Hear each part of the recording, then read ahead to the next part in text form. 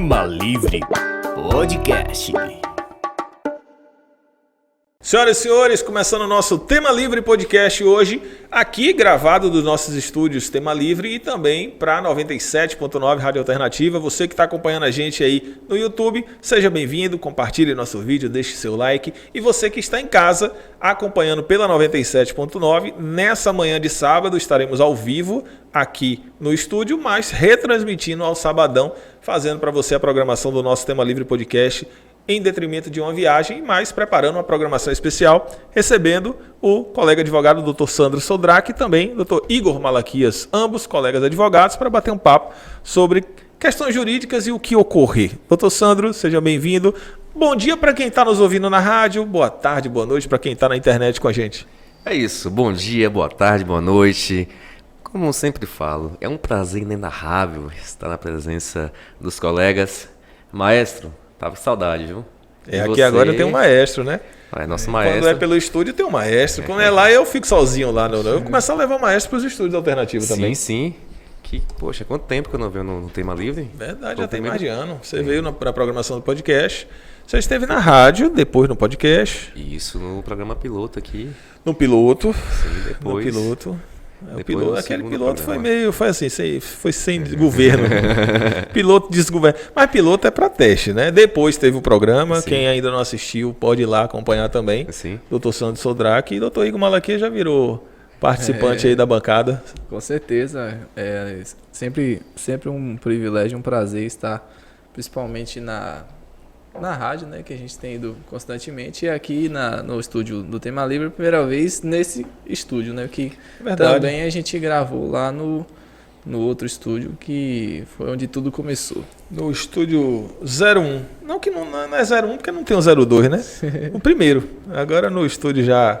No novo estúdio da programação, nos estúdios Tema Livre. Então, pera, tem que ter uma manchete. Exclusivo. Exclusivo. Exclusivo. No nosso bate-papo, no podcast, a gente faz um formato sem pauta, formato livre. E aqui não vai ser diferente, mas a gente abriu uma caixinha de perguntas, né? Os parceiros aí de programação mandaram algumas perguntas, algumas questões. Parceiros de programação não, o pessoal dos nossos seguidores, né? De rede social, mandaram algumas perguntas. O maestro preparou para colocar em tela, enquanto está ali, né? A Primavera Sunset, mandar um abraço aí para o meu amigo Ney Multimarcas, toda a equipe. Setembro já tem data marcada, dia 16 de setembro, atração confirmada aí com o Alexandre Peixe, não é isso? Foi ele que esteve lá no clube. No clube. Ele é a atração da festa também.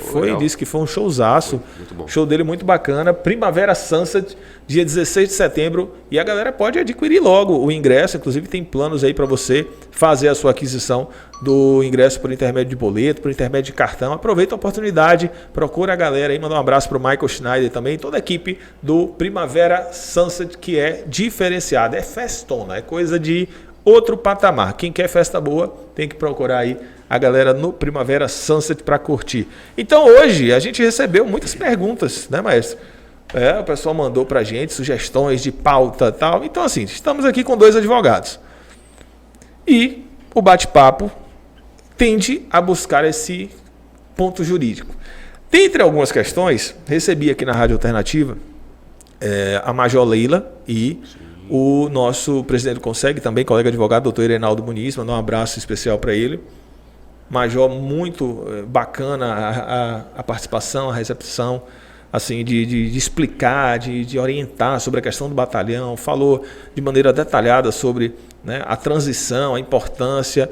E dentro do nosso assunto eu perguntei sobre essa questão da violência no âmbito escolar. Já antecipo, até para que a gente faça aqui de maneira clara, que Brumado não vivencia nada parecido com esse tipo. Porém, inclusive ela atestou sobre isso, questões de discussões internas é uma coisa, né? Briga, ameaça, morte, isso não existe em Brumado. Inclusive, como investigações apuradas, foram apenas fake news e relatos de ameaça. No entanto, nós temos uma situação jurídica mais ampla que traz aí uma problemática maior. E as matérias, as repercussões jurídicas dizem que o Estado ele deve garantir a segurança dos alunos dentro do ambiente escolar. Inclusive, alguns relatos de colegas advogados falando sobre essa questão. Recentemente tivemos, infelizmente, novos ataques cometidos em instituições de ensino. Isso viola os direitos básicos do cidadão, deve ser enfrentado de maneira multidisciplinar, chamando aí também outros campos de debate. Dr. Sandro, por exemplo, é um dos membros do CONSEG, aqui da nossa cidade de Brumado. Um dos assuntos debatidos, né, doutor? Sim, com certeza. Sobre a fake news, já debatimos diversas vezes. E como a Major Leila explicou em um programa no sábado, com o doutor Irenaldo, Brumado não vivencia essa onda de violência. Mas cadê?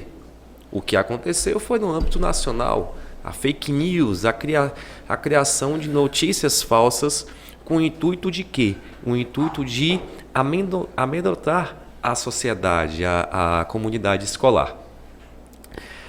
No que tange a essa disparação, essa espalhação, falar assim, de notícia falsa, temos que observar que WhatsApp, Telegram, infelizmente, alguns sites tendenciosos utilizam-se dessas ferramentas para que ocorra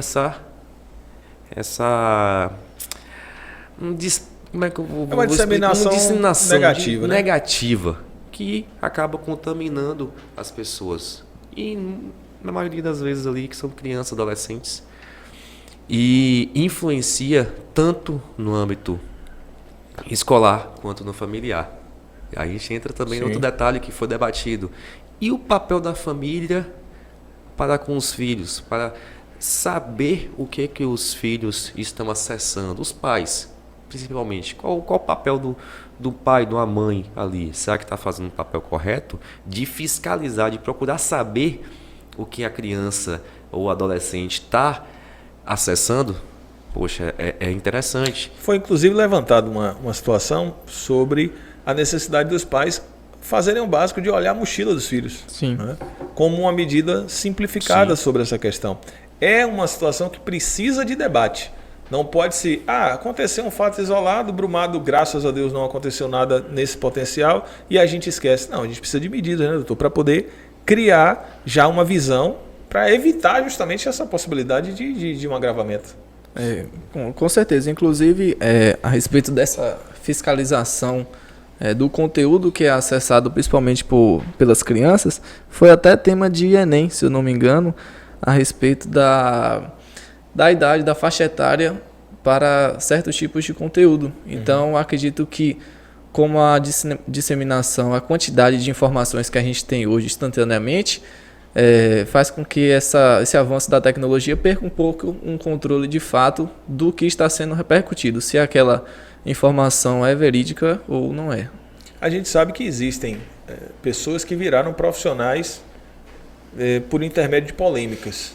Essa é a verdade. Nós temos alguns que são mensageiros do caos. Exato. O camarada ou a pessoa, de modo geral, homem ou mulher, não tem uma construção de conteúdo para postar algo que fortaleça, que traga ensinamento, que dê conteúdo. É só miséria, é só conteúdo de desgrama, para não dizer outra palavra aqui que eu não gosto de pronunciar, mas é só o caos, é só o problema, é só... E aí, dentro de uma conversa, nós tivemos uma possibilidade que é ventilada de modo acertado, que existem correntes armamentistas.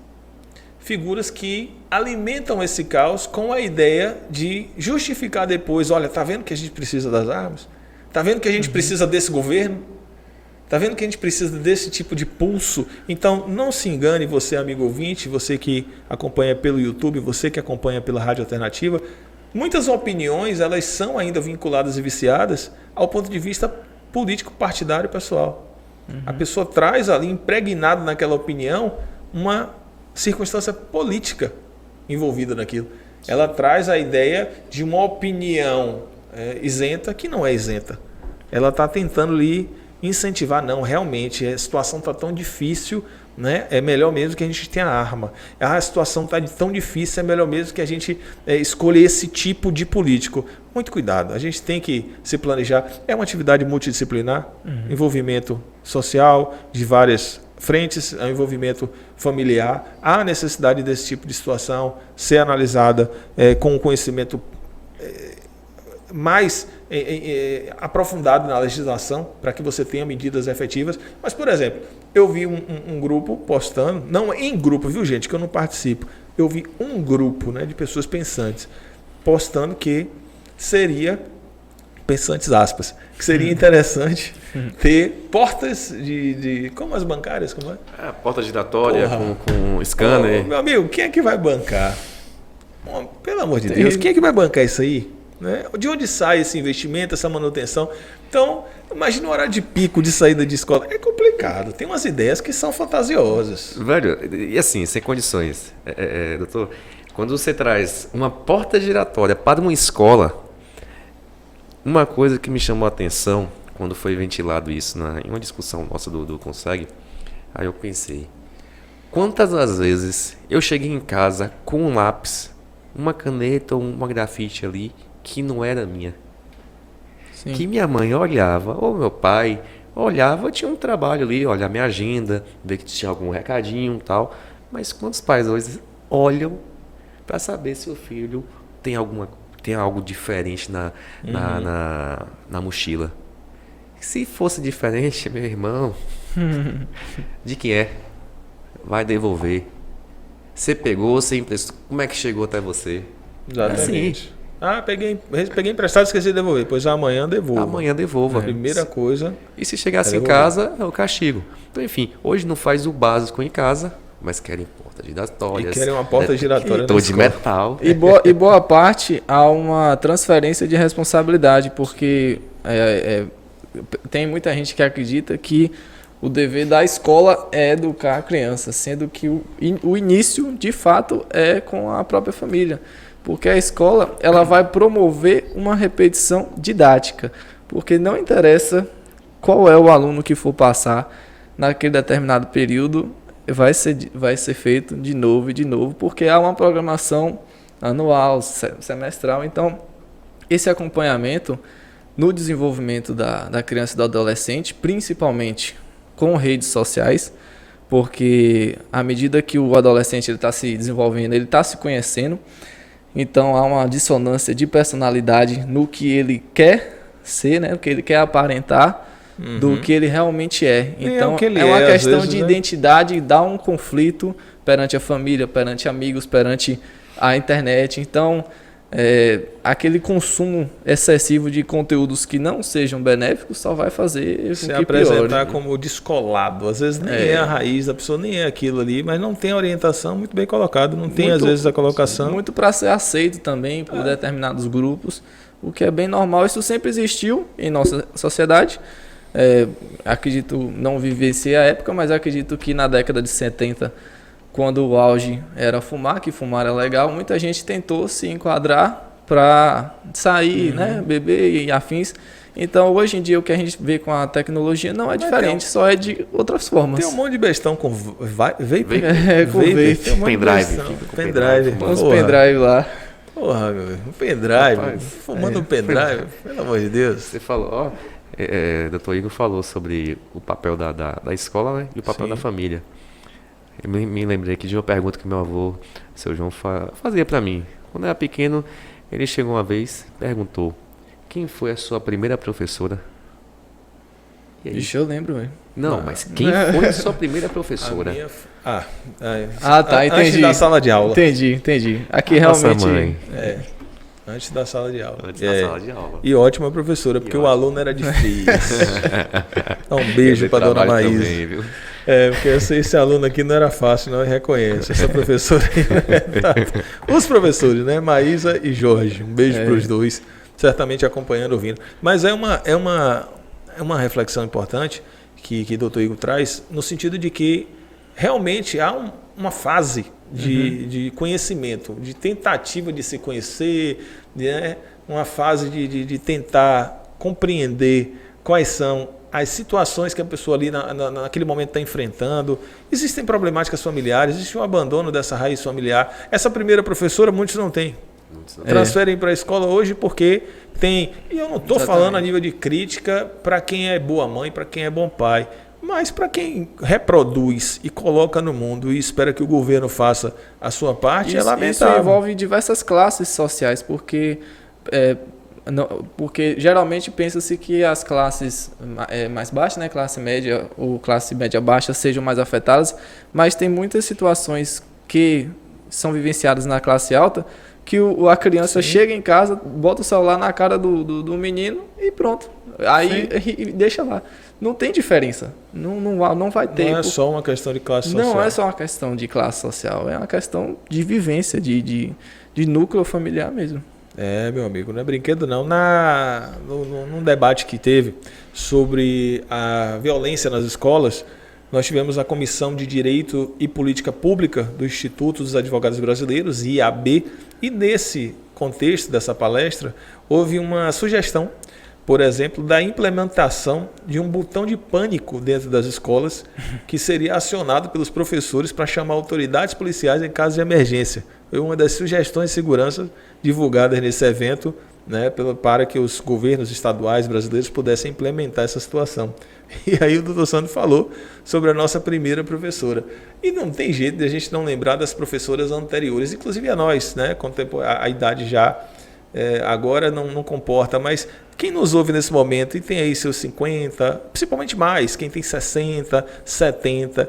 E como é que era o botão de pânico do professor na sala? É brincadeira a gente chegar num ponto como esse. Eu entendo a gravidade em alguns lugares, pode ser que seja até necessário. Tem lugar que não é sala de aula, é ringue. Né? Tem lugar que está mais para boca de fumo e ponto de droga do que sala de aula. A verdade é essa. A gente não vai. Nós estamos falando de Brumado, nós estamos falando a nível macro, principalmente porque falamos para a internet também, nesse momento. Tem realidades que são totalmente distintas. Mas você chegar num ponto como esse, ao ponto que você levanta um tema, dá uma tristeza, né, de perceber aonde a gente está caminhando. Sim. O nível que estamos passando atualmente com rede social, Instagram, celular, WhatsApp, estamos vivendo um primeiro pânico, as pessoas estão mais ansiosas. Isso é verdade. As questões, como foi falado aqui, vape, aí do vape vem outras drogas, e vivem no mundo fechado. Naquele bolha, mundinho, né? Aquelas bolhas sociais, né? Fica naquela bolha que me lembrou aquele episódio de Todo Mundo Odeia o Chris. O descolado. Para ser descolado, eu tinha que pegar um cigarro, colocar na orelha e sair andando. Fingir que fuma. Mas não fumava. A jaqueta de couro, Uma jaqueta de couro. Entrar num padrão.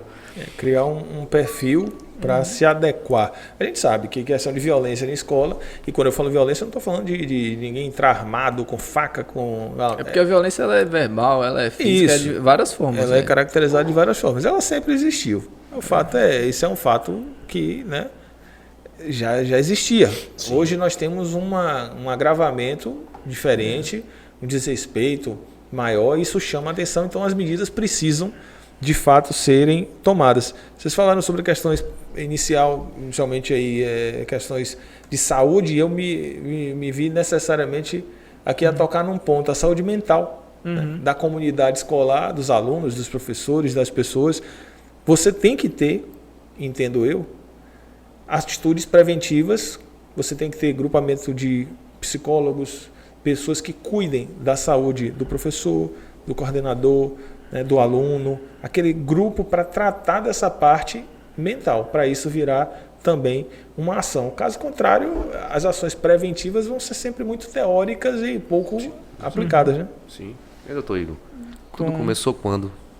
Qual foi o fato? Em 2020 tivemos o quê? A gente teve uma situação bem chata aí, né? Veio a pandemia que parou tudo, que já ia parar, né? Porque final do ano de 2019 já estava começando a ter os casos, e aí foi agravando num nível que virou pandêmico, né? Virou mundial. E assim, retomando até o raciocínio da saúde mental, porque eu acredito que, aí pode ser uma opinião leiga minha, porque eu não sou psicólogo, né? Mas eu acredito que o ser humano, ele é acostumado a rotinas. Tanto que Se você não tem a prática de estudos, quando você começa a estudar todo dia, vira normal. Você não faz uma academia, você começa a malhar todo dia, fica normal. Sim. Então, quando você cultiva a violência, gravando vídeos ou repercutindo, zoando situações de bullying, entre outros, você, com a tendência daquela repetição, você vai entender que aquilo é normal. Isso é muito prejudicial enquanto não for combativo.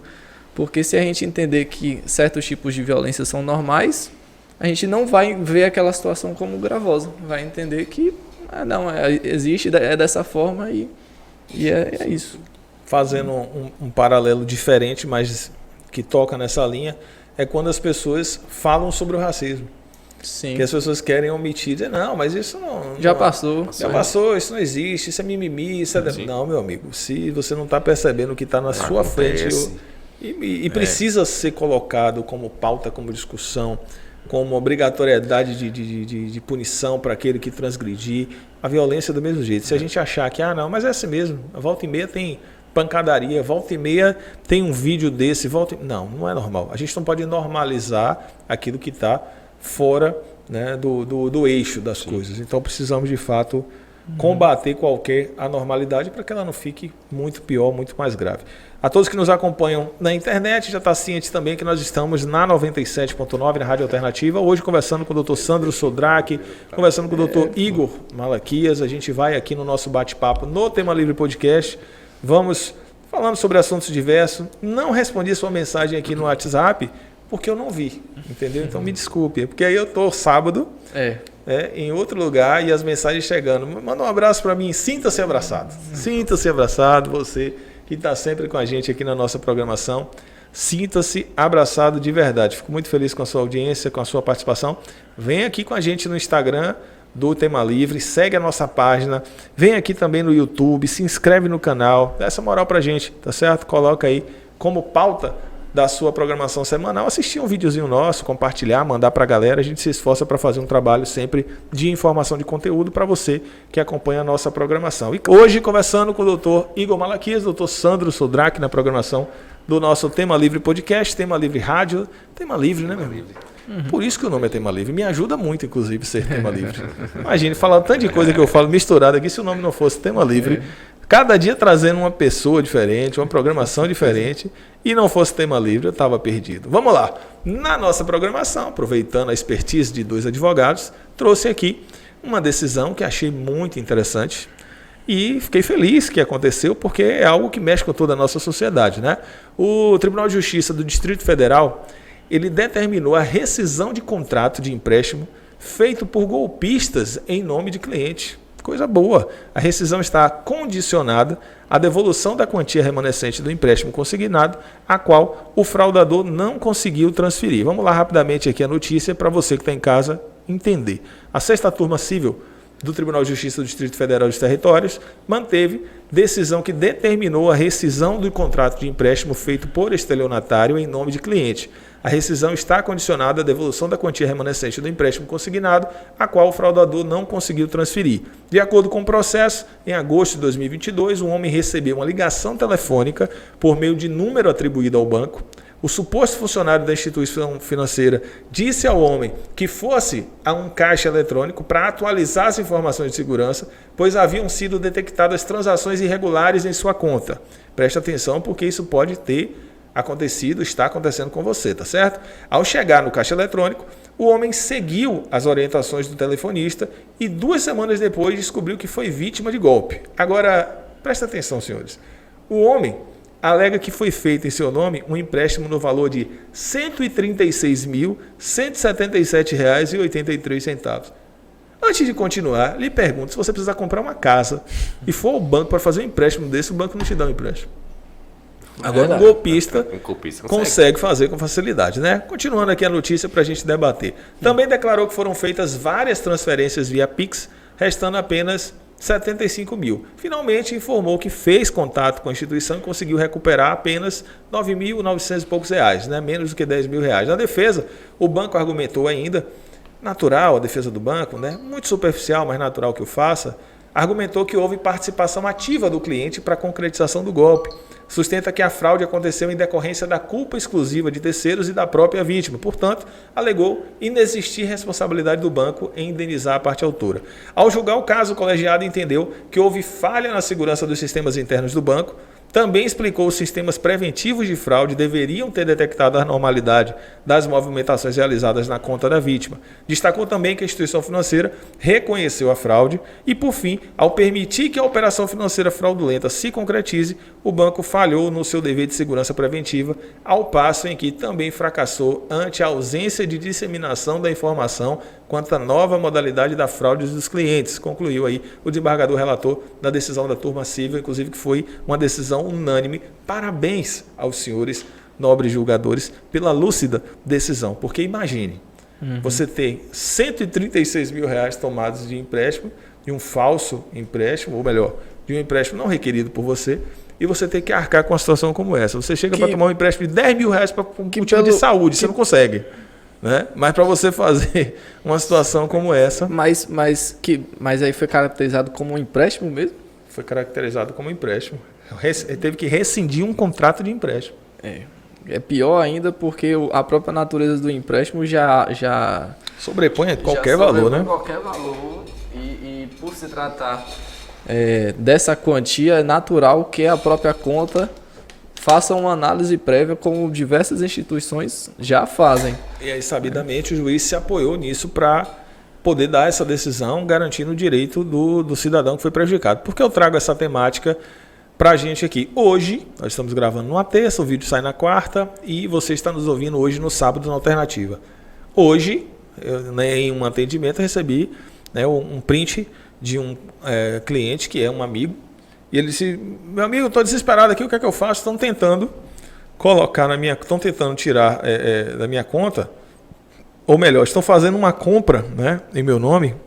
Estão fazendo uma compra em meu nome nesse momento, no valor de... Aqui, ó. Mas consegue enquadrar aqui? Compra em análise em 16/5, também conhecido como hoje, né?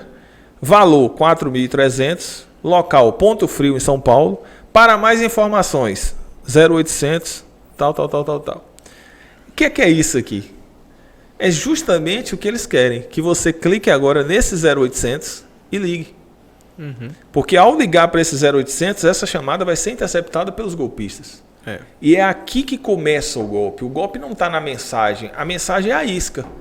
Então, quando ele joga essa mensagem e você liga, ali você tem uma rede de bandidos, de profissionais, de estelionatários que trabalham já para fazer o mal, para poder pegar ali você no momento de desespero e falar: não, fique tranquilo, isso aqui a gente vai conseguir resolver. Olha, nós vamos precisar confirme para a gente, só para a gente dizer os últimos números do seu CPF, confirme o seu data de nascimento, confirme isso, confirme. Nós estamos mandando um link, o senhor vai fazer, né, vai clicar nesse link, aí ele pode clonar o seu celular.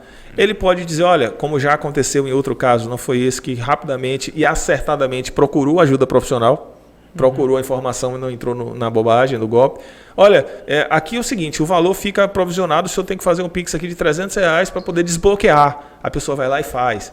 Aí depois você tem que fazer mais 500. E a gente traz esse assunto aqui, eu acho que 2 vezes no mês eu falo sobre essas coisas. Porque é importante, né, a gente falar para as pessoas não caírem em golpes como esse. Com certeza, porque as tentativas de golpes, elas não irão parar, elas irão sempre se atualizar.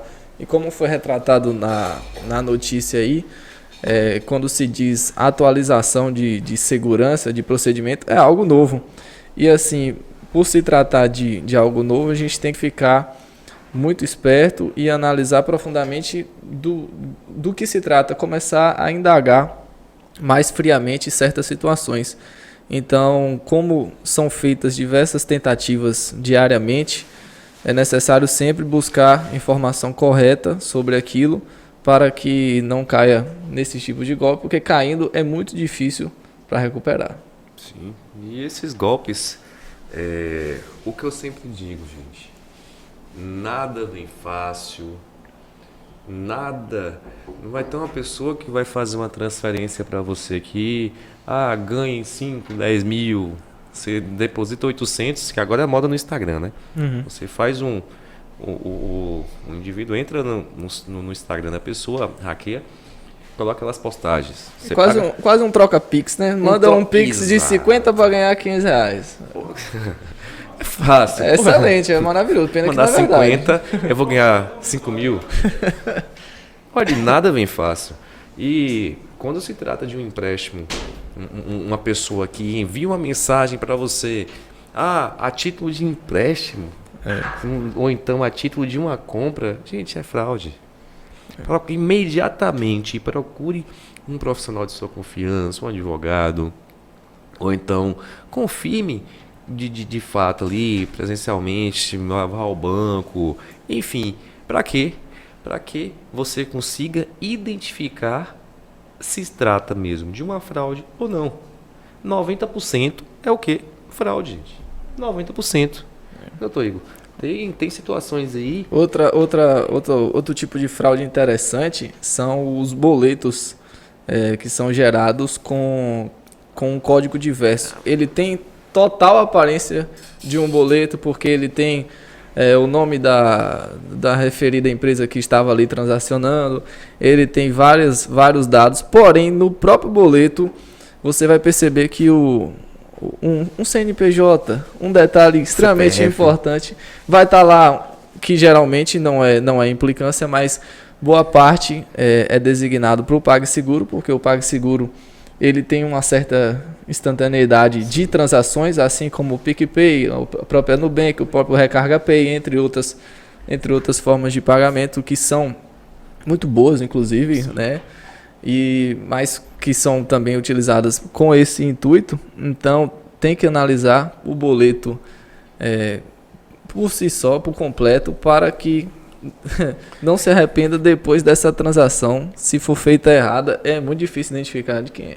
Exato, conferir o CNPJ, o CPF. Geralmente eles trocam, né? O CPF, colocam o CNPJ e colocam um CPF de um terceiro. E além disso, doutor Igor, o que eu vou fazer aqui? Estender a conversa, porque vamos falar dos consignados. Inclusive tem uma decisão recente aí sobre a taxa de juros, porque a quantidade de fraudes que estavam sendo feitas em cima do consignado, como a gente iniciou o bate-papo aqui, normalizou. Porque ficou fácil para a pessoa que é aposentada, que ela tenha aquele recebimento mensal, de ter entre aspas, dinheiro extra. Sim. Porém, como você próprio relatou, nada vem fácil. Então, a partir do momento que a pessoa realiza um empréstimo consignado, dentro daquele contrato de empréstimo, já tem um cartão de RMC, que é um cartão que possibilita que realize novos descontos consignados. Ou, atualmente, a partir de novembro, a portaria, que eu não lembro o nome, não lembro o número, né? Mas já criou um novo tipo de modalidade de desconto, que é o RCC, que é a reserva de cartão consignado. Então, cada vez mais o consignado ele está sendo utilizado de forma fraudulenta. Sim. E isso é muito preocupante. Infelizmente acontece com quem? Os nossos idosos. São pessoas ali, na maioria das vezes, que recebem um mínimo e vivem do mínimo. Um salário mínimo, vive no mínimo, tá? E quando observa, doutor, não sei ler e escrever. E tem diversos consignados e os bancos, grandes bancos, cada vez mais engrandecendo, enriquecendo, e essas pessoas necessitadas passando por maus apuros, né? E isso de 20, vamos supor aqui, 20 e 20 reais. Nessa história, tem um cartão de crédito a título de RMC, outro que o doutor falou, RCC agora, eu desconheço, deixa para você que é a sua área aí. Enfim, procurar o que, gente? Conhecimento. Procure algum familiar ou um advogado de confiança para passar as orientações. Olhe o extrato, veja se tem algum desconto. É interessante. Eu não sou defensor de banco, não sou defensor de injusto. O banco, quando ele está certo, ele faz a função dele e é importantíssima. Eu acho que tem que ser feita de fato. E, chover no molhado, como a gente diz, você ter aí a importância e a relevância dos bancos. Mas eu vou fazer aqui a função de advogado do diabo, como diz, né? Você falou dos idosos que sofrem, etc. Coitados. E vamos fazer uma atenção também àqueles que se fazem de coitados. Sim. Escritório de advocacia ou justiça não é para você que escolheu tomar um empréstimo e depois pedir para que seja feita uma revisão alegando que você não tomou um empréstimo. Que isso aí você está tentando fraudar uma situação da qual você pediu. Né? Eu estou sendo aqui bem justo. Não estou, inclusive, isso é. Se fosse uma propaganda que não é, seria contrária aos interesses. É até para a gente ser justo. Se você foi pedir um empréstimo, analise todas as perspectivas do empréstimo. Porque se você tomar, você sabe que você vai pagar mais caro no final. Não é vantagem, pelo menos não consigo visualizar a princípio, exceto quando uma situação de saúde, uma situação de emergência mesmo. Ah, eu tomei aqui um valor porque eu precisava para pagar uma conta. E aí aquele valor é subtraído do seu valor mensal.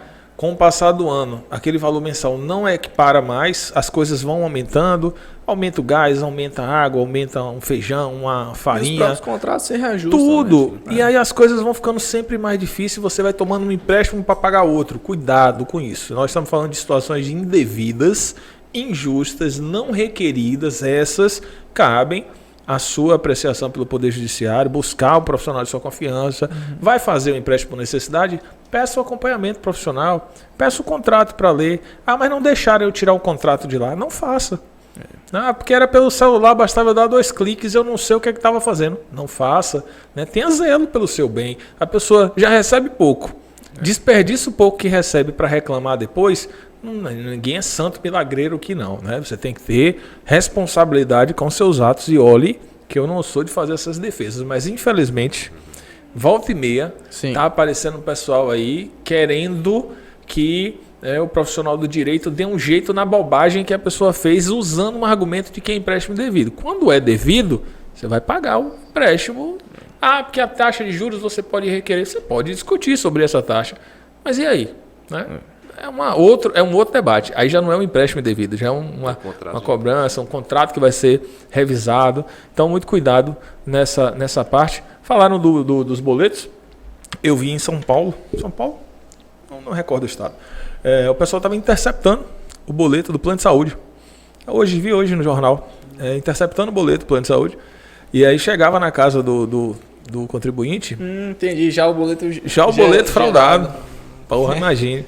Aí a pessoa pagando o boleto, pagando, ia usar o cartão de saúde e aí falou, infelizmente não tem como porque tá em aberto. Tá em aberto. E aí, meu amigo? Olha a dor de cabeça.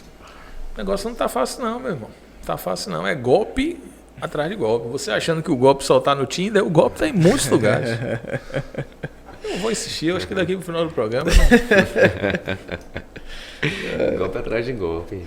O golpe tá aí, até quando você não quer, vê até você o golpe. Cuidado com o Tinder, viu? Tinder também. O golpe Tinder, o golpe tá aí, cara. Quem boa observação. O Tinder. Vamos puxar esse assunto. Poxa, já que você tocou assim do nada. Pessoal joga. O pessoal que tá ouvindo. Minha programação do Alternativa, o pessoal não sabe nem o que é Tinder, meus amigos. Quem não é do portão, pô, é Tinder. Vamos lá, pra quem não conhece, o Tinder é um aplicativo de relacionamento. As pessoas ficam se curtindo. Coloca uma foto, coloca uma descrição. Sim. Você acaba colocando ali os hobbies ou então características. Ah, gosto de filme, Quase eu faço um gesto e esqueci que eu estava filmando, sendo filmado. Hobbies. Aí Exato. A pessoa bota seus hobbies, certo? Enfim. E pronto, deu like. Cuidado, gente. Deu like não. Curtidas. Deu match. Deu match. Ah, é verdade. Você tá vendo? Uma coisa eu não tenho, outra coisa eu não saber. Deu match. Quem assistiu teve o filme, né? O rapaz do Tinder lá que ele O enganou golpista o do golpista Tinder. do Tinder. Não, ali é baseado em história real. Baseado em história real. Não, mas a gente tá falando aqui, a gente falou sobre Não golpe. deixa de ser golpe. golpe. A gente levou na esportiva, mas de fato é um golpe, não é pode ser econômico também, né? Econômico, depende da circunstância. Tem boa parte, principalmente, se eu não me engano, que eu assisti esse filme, mas eu não prestei atenção muito 100% não. O golpista do Tinder, ele convencia diversas pessoas a depositar quantia, né? As mulheres a depositar. Dizendo que não, eu vou viajar, aí tirava foto da mala, porque cancelou, tem como mandar mais X. Gente, era um namoro virtual. Era um namoro virtual, exatamente. Era um namoro virtual que ele não deixa de ser golpe. É um golpe. E teve tem mulheres que perderam muito dinheiro. E tem relatos, né? Vocês falaram sobre isso. Tem relatos de pessoas que foram prejudicadas, pessoas mais idosas, às vezes já afastadas de relacionamento há algum tempo, se encantam, né? Se apaixonam, criam aquela relevância. Então, até para esses relacionamentos, a rede social ela tem a sua necessidade de observância. Né? Tá aí um ponto interessante. O Golpista do Tinder, o nome do filme, né? Você que está nos acompanhando na 97, está aí. Seu cartaz para o final de semana na Netflix. O Golpista do Tinder, para você não cair no golpe do Tinder. Eu lembro que algumas pessoas num período curto, eu acho que aconteceu com um cliente seu também, que o pessoal entrava em contato, do nada, uma menina novinha mandava uma foto.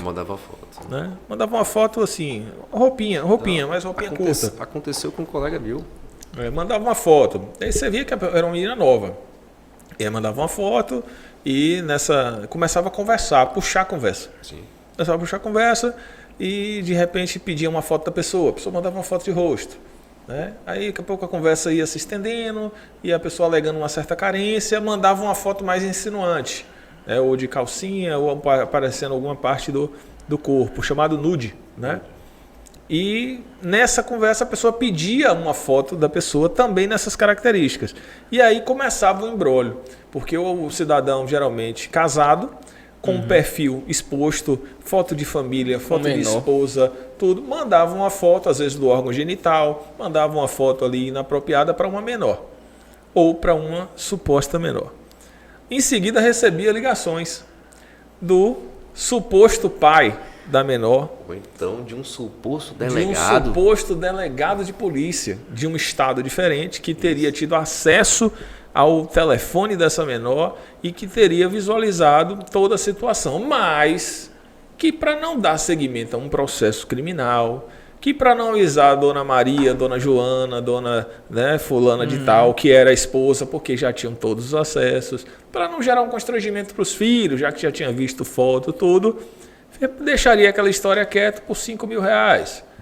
Faça aí o Pix, o depósito que a gente vai matar essa história aqui agora. E a pessoa muitas vezes no desespero, depósito com medo de bagunçar ali a família, com medo de se expor à imagem, com medo de responder um processo por estar conversando com a menor, alegava às vezes não saber, e tudo isso era uma grande farsa, mais um estilo de golpe aí. É óbvio que a você, homem que nos acompanha, que ouve nesse momento, atenção, né? Primeiro, homem, eu falo de modo, não era nem um caso. A pessoa mandar hoje a foto desnuda na rede social é um risco, meu amigo. É um risco considerável. Mandei foto disso, mandei foto daquilo, né? É um risco desnecessário, é uma exposição desnecessária. Não vale a pena, você se compromete, você se expõe, você tem aí uma questão familiar, você conversar com uma menor entrar, começar a conversar comigo, puxar um assunto para qualquer coisa, eu bloqueio, eu nem respondo mais nada. Não quero nem saber qual é o assunto. Né? E é o que eu recomendo a você, não caça problema não. Não caça problema não. É um dos estilos e um dos golpes que aconteceu há pouco tempo, não sei se já renovou aí ou se ainda está alguém sofrendo com isso. Né? Já estendeu. Eles estendem. Teve um amigo, os golpistas, os faladores já ampliaram esse golpe. Ou seja, uma pessoa adiciona no Instagram, começa a conversar tal, o rapaz manda foto, cria um enredo, no caso geralmente são mulheres que adicionam os homens, cria-se todo um enredo e a partir de um momento para a conversa, quando menos espera o rapaz recebe a mensagem no WhatsApp: aqui é de tal facção, tem que depositar 10 mil, tal horário, porque você estava conversando com X pessoa, ela é menor de idade, é minha irmã, não sei, enfim, a outra pessoa, minha esposa, enfim. E o rapaz desesperado. Aconteceu isso, não... É um golpe. Então, começou com uma menor, ele já se consegue apoderar ali de todas as fotos íntimas das pessoas e após já transferiu o golpe de uma pessoa real que adiciona e faz toda essa tratativa para, por fim, que requerer o quê? Dinheiro. É o que o Dr. Jorge falou. Tem pessoas que adicionam gente para quem não precisa ser dado. Se você chegar ali, conversar, aceitar, não. Verifique que vocês estão conversando também.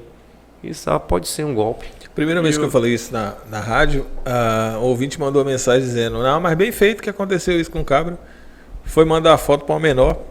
A pessoa esquece que pode ser o filho dela, que pode ser o marido. Que a gente traz como atenção. Que pode ser a própria filha. Pode ser a filha. A filha sendo envolvida de modo inverso. Né? E outra forma de também de estender golpes de cunho sexual, que acredito que há um dever real e necessário das plataformas de promover uma segurança maior, é a criação de perfis fakes que possuem literalmente conteúdo sexual. Boa parte voltada a uma plataforma muito conhecida que é a OnlyFans, que não, é uma... não.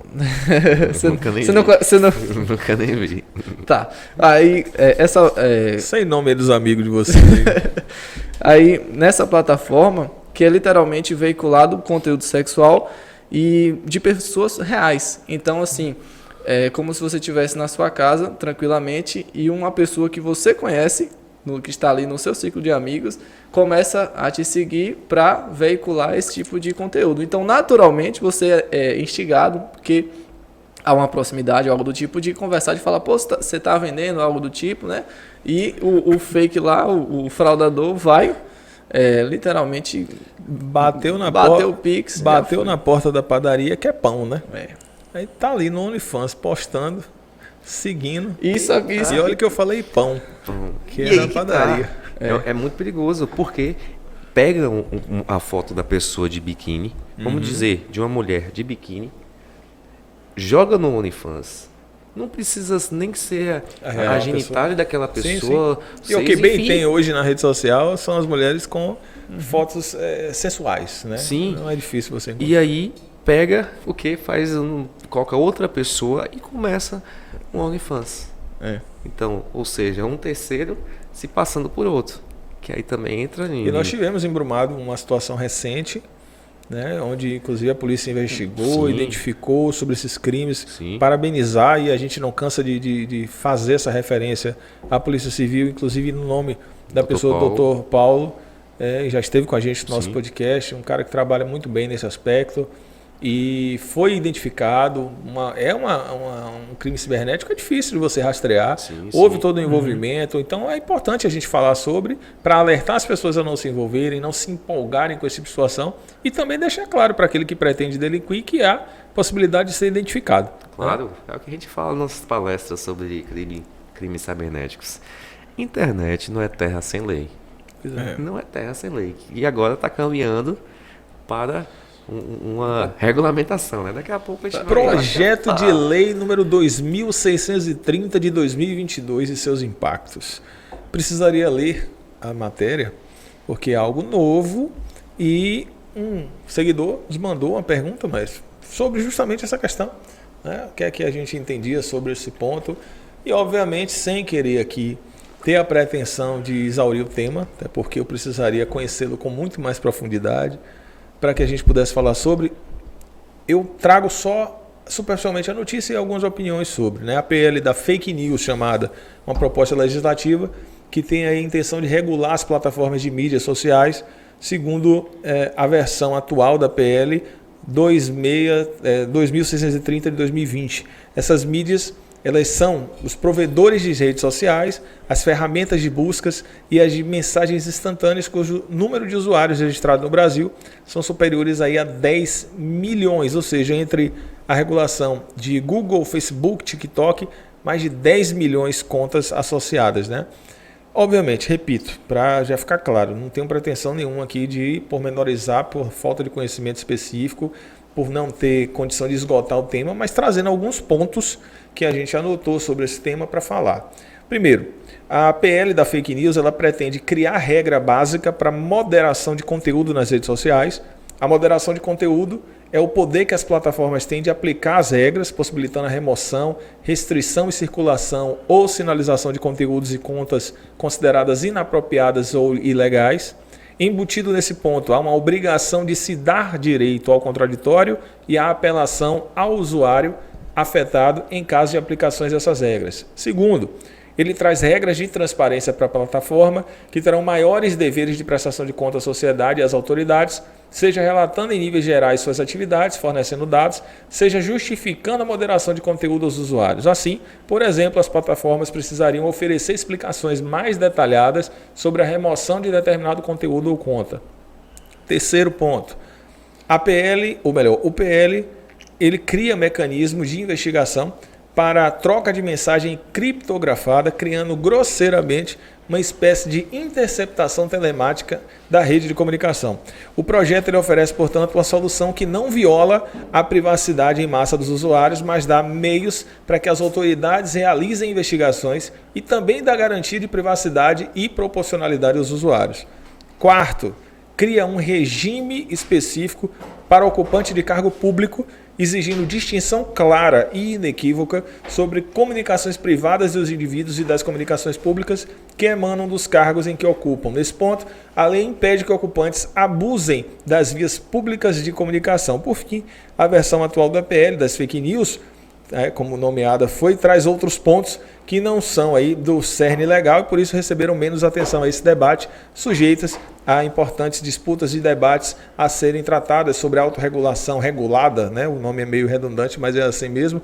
Há também um potencial alargamento da imunidade parlamentar na rede social, algo que é muito discutido, mas a gente tem aqui esse terceiro ponto que traz, senhores, um debate que é necessário que você estude bastante o tema e analise indo e vindo. Porque seria de responsabilidade de qualquer um de nós, sem aprofundamento da temática, querer fazer comentários sobre algo tão relevante e impactante na sociedade. Igualmente fez, lamentavelmente, o nosso governador eleito, Jerônimo Rodrigues, que foi triste a menção sobre esse ponto. Quando a gente não sabe, que é o meu caso aqui agora, aprofundadamente sobre um tema, a gente passa por ele. Mas a gente não vai detalhar, né? Você dizer que tem mecanismos estrangeiros que são fantásticos e que devem ser copiados e mencionar a China, por exemplo, é triste, né? Você tem aqui, criação de mecanismo de investigação para troca de mensagem criptografada. Isso dá uma sensação de censura. Aquela sensação de que você vai estar sendo vigiado. Mas o que é que nós víamos falando aqui até o presente momento? Víamos falando sobre os golpes acrescentes do golpe e a necessidade de fiscalização. Eu acho que a busca, a dificuldade aí vai ser o encontro do equilíbrio. Até onde vai estar a LGPD garantindo a proteção de dados, até onde vai estar a proporcionalidade do uso do próprio usuário, as garantias dos direitos individuais, a reserva de intimidade e a possibilidade de você identificar situações, principalmente de cunho criminoso. Então é aí que entra uma parte da balança. Não, isso aqui é censura, eu não quero isso. E deixar o pau quebrando do jeito que está, também não vejo a princípio como o meio ideal, não. Ainda tem um debate longo pela frente aí. O que é que os senhores pensam sobre o assunto? Primeiro, falar sobre a censura. Que, pessoal, essa discussão começou em 2020. 2020, por que eleições? Os partidos políticos, aqui eu não vou citar A e B, porque tantos partidos de direita, esquerda, cima, baixo, centro, por lado, todos utilizaram as ferramentas tecnológicas para disparos de mensagens em massa, né? E a partir de então, 2020, tinha um projeto tramitando no Congresso. 2020, chegou 2023. O que aconteceu em 2023, Rodrigo? Dia 8 de janeiro, em Brasília, atos antidemocráticos. Uhum. Então, aqueles atos, aqui também não vou falar, foi a esquerda que fez, foi a direita em cima, não sei. Não interessa, é o ato em si. Aqui o ato, sim, que foi um ato vergonhoso que aconteceu, criminoso, dessa forma que ocorreu. Quer manifestar? Tudo bem, manifeste. Faça uma manifestação pacífica, correta, coerente, mas quebradeira, aqui não. Enfim, ocorreu a discussão e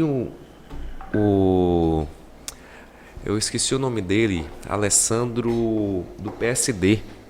Eu estava pesquisando mais cedo, que ele era o relator desse projeto, não me recordo certo. Enfim, depois foi protocolado pelo Orlando Gomes, salvo engano, lá do PCdoB, que hoje ele é o relator. Mas o projeto foi de Alessandro, enfim, não me lembro o nome.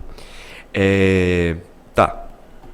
Após esses atos antidemocráticos, começou-se a falar censura, começou a falar em uma remuneração da imprensa. Claro, ocorreu essa parte, mas, salvo engano, foi retirado do texto.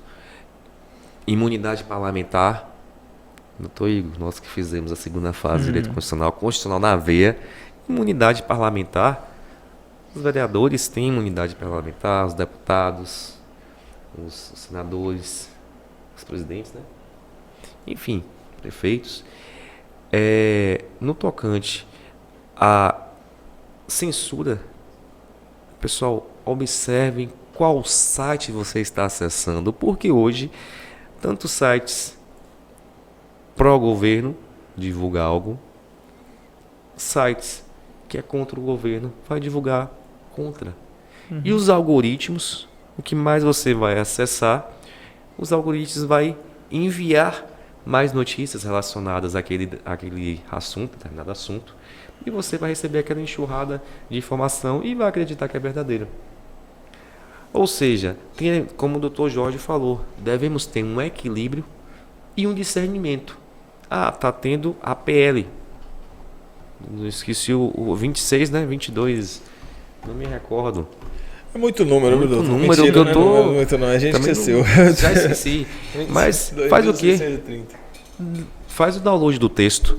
Observe o texto. Tire suas próprias conclusões. São 31 artigos até agora. Está no momento de quê? De discutir, debater. Esse texto aqui, esse artigo não pode Tá ficar. pouco ainda, tá pouco. Mas é bom A que discussão seja. é essa. É bom que seja discutido porque é um tema muito difícil de se debater, porque envolve literalmente a todos. E quando se trata do uso da internet, envolve todos os usuários. E distinguir o que é privacidade e implementar a tecnologia das conversas criptografadas, que eu acredito que boa parte não tem conhecimento, mas, por exemplo, o WhatsApp, ele envia mensagens criptografadas. Então, ele já utiliza esse tipo de mecanismo, porque se tiver qualquer problema na plataforma, a própria plataforma vai fornecer aqueles dados pessoais. No entanto, a própria utilização deste meio da internet, o próprio usuário faz com que aquelas informações pessoais sejam divulgadas de forma ampla e boa parte não quer ser criticado por aquilo, o que é um contrassenso quando você pega a sua vida privada, coloca ela em tese na vida pública e depois quer questionar os seus direitos individuais. Então, esse meio termo para identificar o que é o direito, o que é o dever e como as plataformas elas irão agir pertinente àquela temática, é necessária ainda muita discussão. Por isso que, ainda bem que é um projeto de lei, não é um decreto nem nada do tipo, é um projeto. E ele vem sofrendo Diversos Duas ajustes.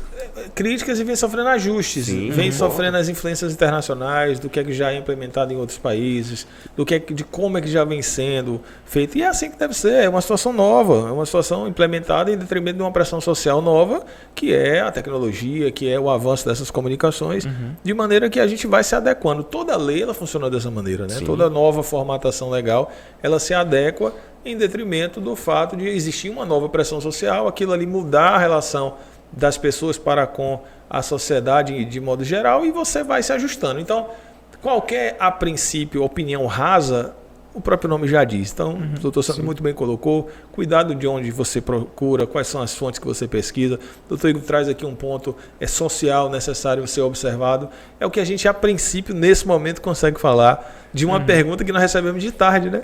Mas é legal, fez a gente pensar sobre o assunto. Você falou aí da China. Esse projeto, ele tem influência alemã. Que ele traz um projeto esse projeto ele bebe da fonte alemã. Network, aí eu tinha que ser Dr. Igor Malaquia, senhores. Network eu paro.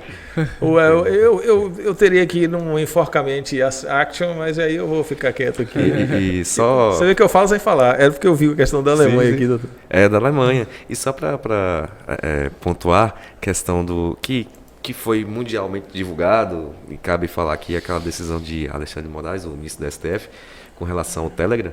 Sim. E o Google, porque ventila-se que querem reduzir, né, a quantidade de participantes em um grupo para 256. Nessas redes sociais, pelo que eu olhei, poxa, se derrubar para 256, tem grupo que tem 100 mil pessoas. E aí vai dificultar. Que são grandes, boa parte, grupos de apostas, grupos... Pronto. E tem grupos neonazistas, que a gente falou mais cedo do racismo, que dá força para esses grupos. Se eu não me engano, o Telegram ele utiliza outra forma de segurança, vamos dizer, que eu acredito que seja o sistema VPN. Aí é uma coisa totalmente técnica, e é o maestro que tem que falar sobre, porque né? a utilização da rede ela passa por uma tecnologia própria. E eu sei que o Telegram se distingue do WhatsApp por algo, mas eu acredito... Essa criptografia, eu acho. Eu acredito que o WhatsApp seja a criptografia e o Telegram o VPN. Mas isso influencia na forma de rastrear aquele conteúdo divulgado. Porque o WhatsApp ele consegue rastrear melhor, vamos dizer assim, do que outras plataformas. Então, quando se aborda nesse sentido, e principalmente no que se refere à imunidade parlamentar, é até medonho, porque a imunidade ela só exerce enquanto a atividade daquele cargo ou função. Exatamente. Então, quando algum parlamentar faz algum tweet, né, por exemplo, que é outra plataforma, que não seja durante o seu exercício, é medonho, né? Enquanto cunho pessoal é uma coisa, mas enquanto cunho político com interesse próprio, aí já não tem como essa imunidade atingir, porque vira várzea. Pegando o gancho aqui do que o Dr. Sandro falou, né, o parlamento alemão em 2017 ele aprovou o NetzDG, né, NetzDG, estabelecendo aí procedimentos a serem adotados pelos provedores de redes sociais para conteúdos ilegais, definindo a partir do Código Penal alemão, além de determinar obrigações para prestação de conta por meio de relatório semestral de transparência, por exemplo. E é interessante que toda pesquisa que a gente faz sobre a temática inicia sem pretensão de esgotar o tema, e aí começa a falar, porque realmente é uma coisa muito preliminar de discussão. Né? Não dá agora. Então, eu repito, quem vem agora com certezas absolutas sobre esse tema, tenha medo, porque não é por aí não. Né, meu maestro? Como é que tá aí, maestro? Tudo certo? Temos quantos dias de gravação já? 1 hora?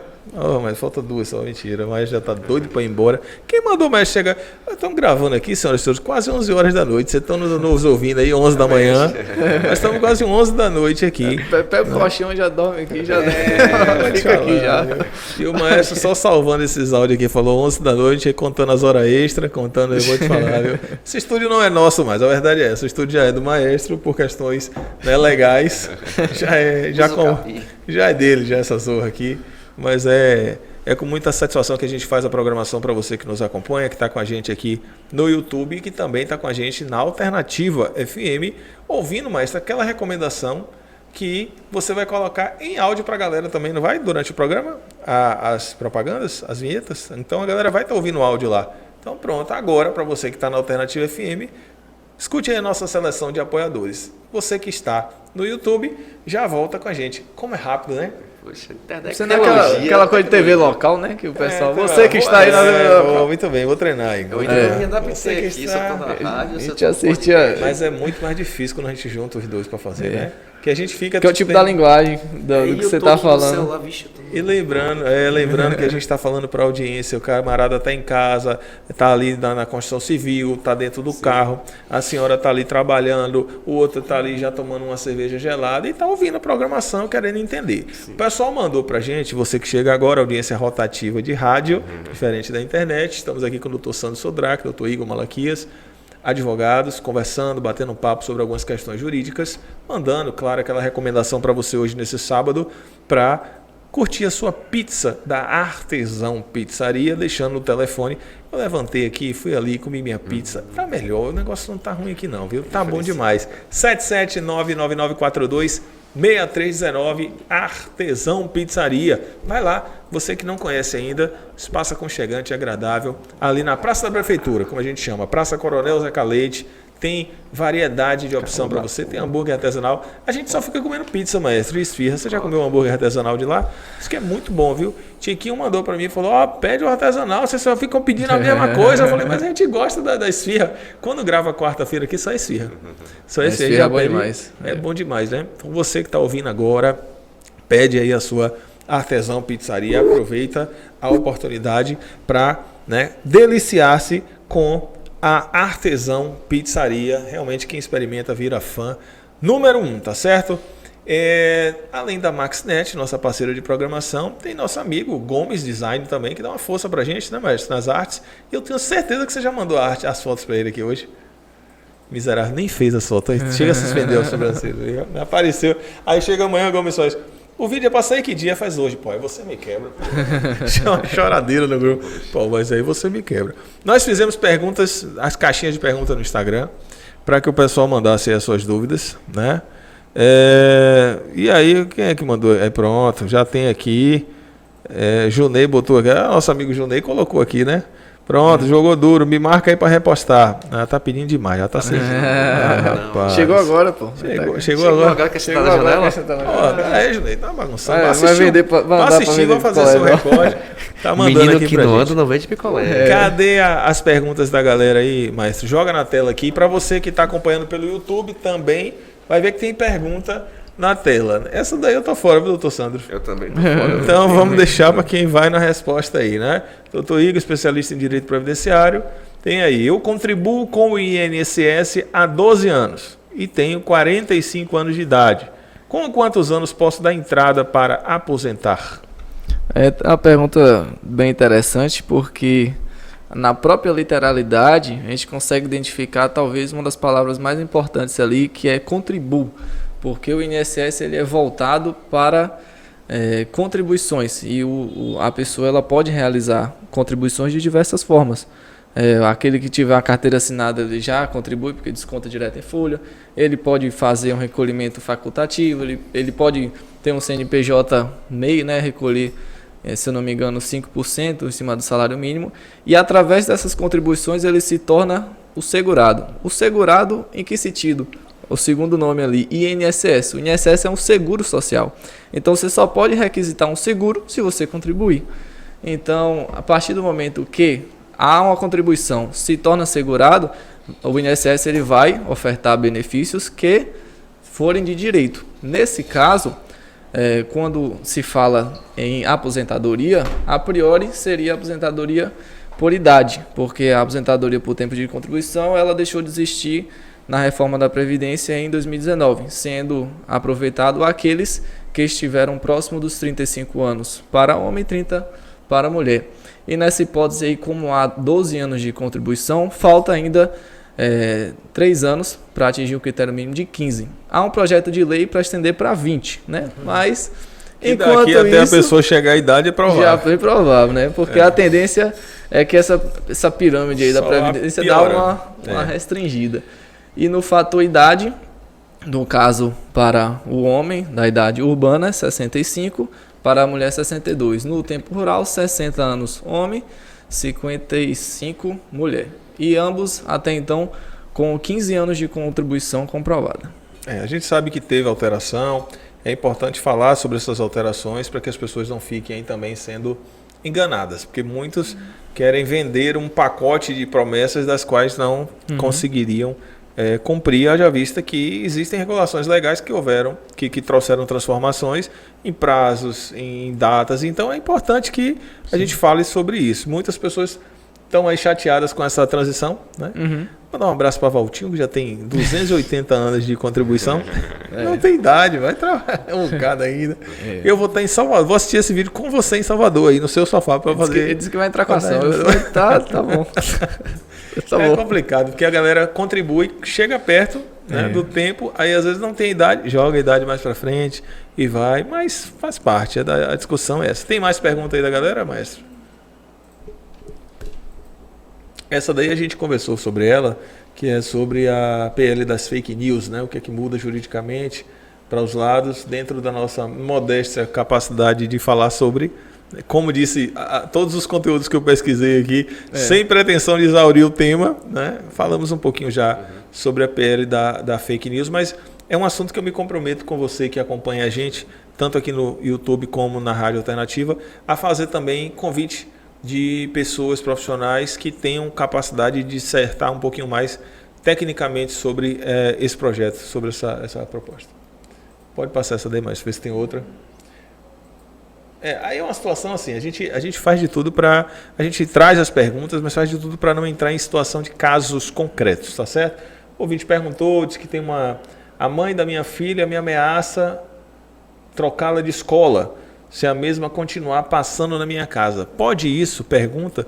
Eu tenho certeza que a pergunta ela já tem uma resposta, né? A pessoa sabe que é uma coisa que não pode, ou pelo menos que não faz sentido.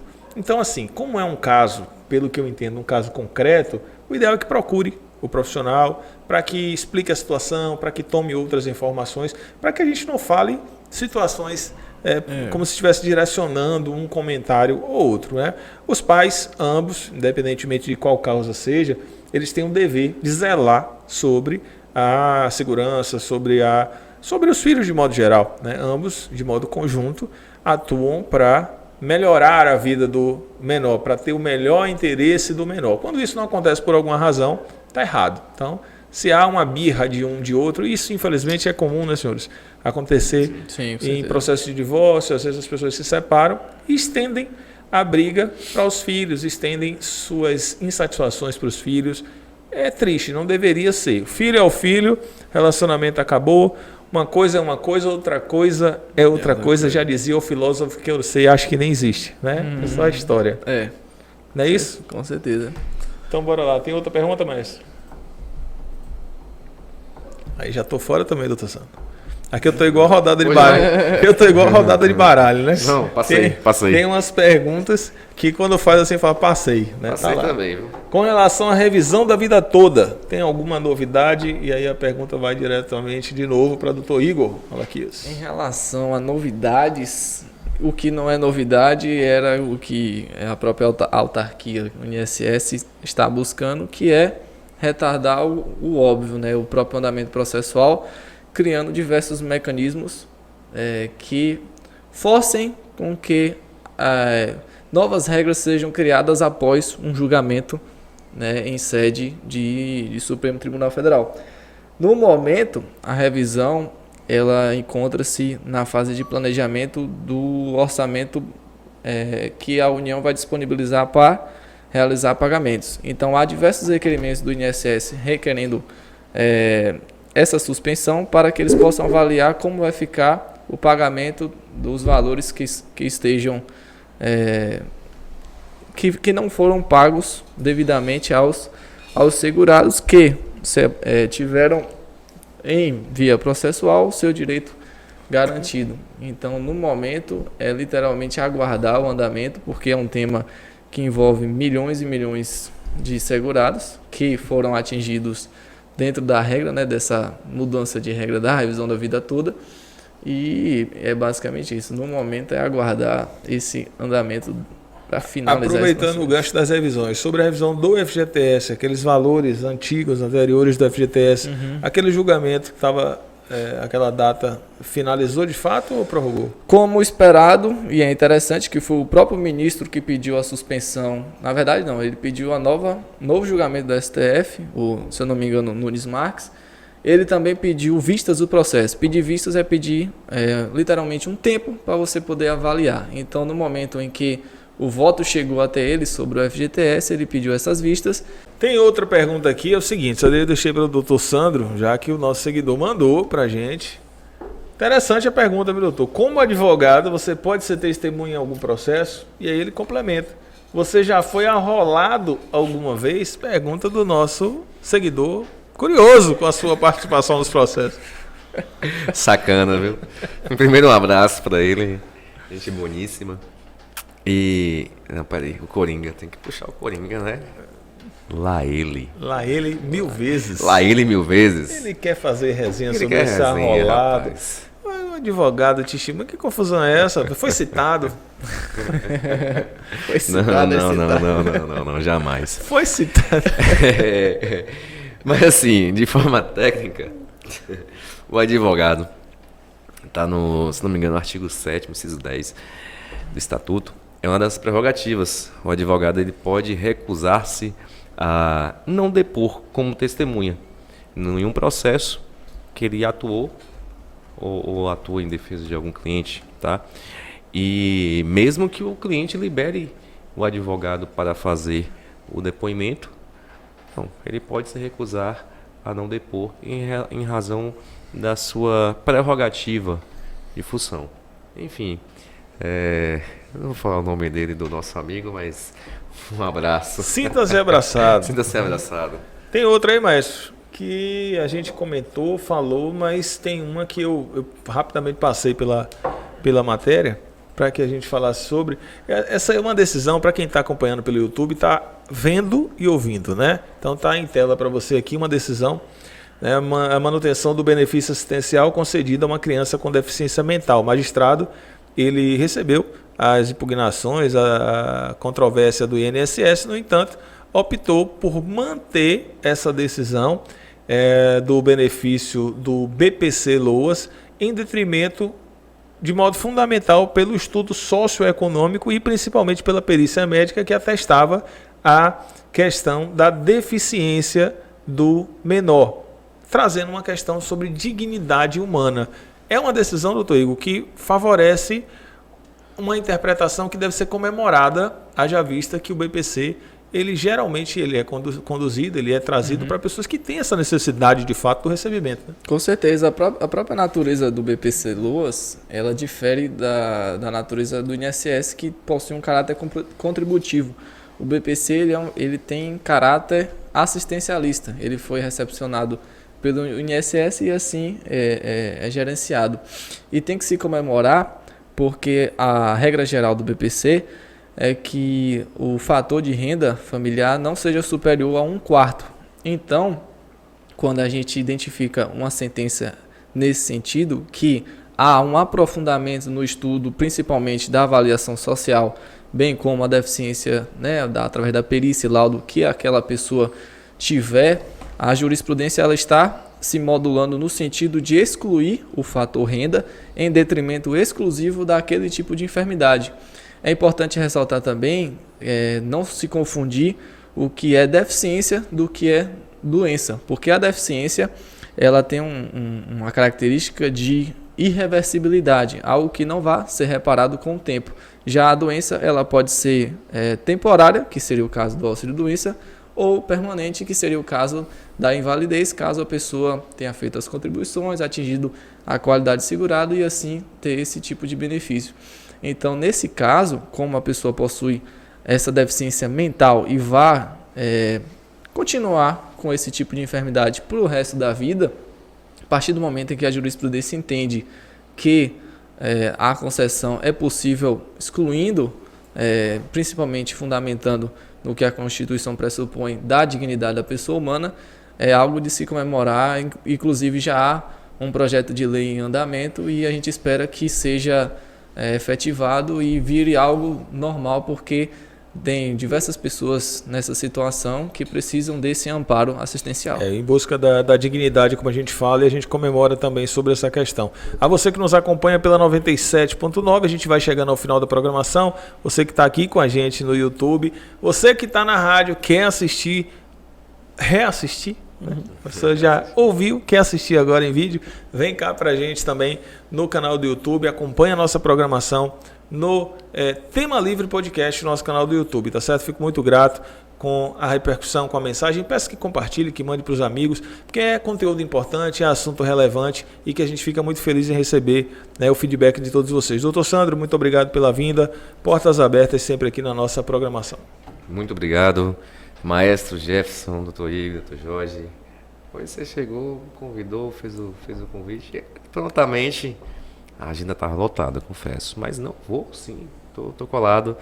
E no mais, agradecer. Um abraço para os meninos Copacabana, tá vindo aí, né? Tá vindo aí. Mais uma. Brumado tem que ser bicampeão. Vai ser, né? Já é campeão, vai ser bicampeão. Enfim, no mais agradecer. Obrigado a todos os ouvintes de Brumado. Um forte abraço. Doutor Igor Malaquias, obrigado pela vinda. Agradecer também, né, todos os ouvintes da Rádio Alternativa. Mais uma vez estar aqui conversando um pouco sobre diversos assuntos. Hoje numa modalidade um pouco diferente, né? Que ao vivo não, né? Pelo YouTube, em vídeo e em rádio, porque na rádio a gente tem uma sensação, e é verdade, que ninguém está nos vendo. Mas a partir do momento que a gente fala sem ter essa noção, a gente tem que ter muito cuidado, principalmente com a própria fala. A responsabilidade é maior ainda, né? Com certeza. Então, agradecer, né? E sempre que possível a gente está à disposição. É isso aí. Eu que agradeço também aos nossos parceiros comerciais, Casla França, consultório de estética. Segue ela no Instagram. Também Jane Bronze, é o lugar certo para você garantir o seu look saudável e despojado. Agradecendo também a galera da Nutricil Alimentos, a empresa brumadense com mais de 20 anos de mercado, cartela de produtos fantástica. Vai lá, Nutricil Alimentos no Instagram, segue a galera. Recomendando a você a Artesão Pizzaria, 77999426319, Artesão Pizzaria, quem experimenta vira fã número 1. Agradecendo também o meu maestro Jefferson, que está conosco aqui até 11h20 da noite. Você falou, a agenda tá cheia. A agenda tava cheia. Agora não tem mais. Agora a única agenda que a gente tem é dormir. Tem mais o que fazer, né? Isso, né? Salvo se alguém ligar, né? Salvo aqueles que têm um aplicativo no celular, né? Mandar um salve também pra galera do Primavera Sunset, festona em setembro. Garanta seu ingresso. A oportunidade de você já comprar parcelado é agora. Primavera Sunset, festa diferenciada que realmente vale a pena você fazer um investimento com uma galera diferente, meu irmão. Um nível em excelência. Estaremos lá, com fé em Deus, e tenho certeza que você também vai colar aí, ó. Primavera Sunset, dia 16 de setembro. Um abraço para o Ney, para toda a equipe desse evento maravilhoso, assim como um abraço para a galera da MaxNet, a melhor internet da nossa cidade e toda a região. Um beijo no coração de todos vocês, segue a gente aí nas redes e até a próxima. Fui!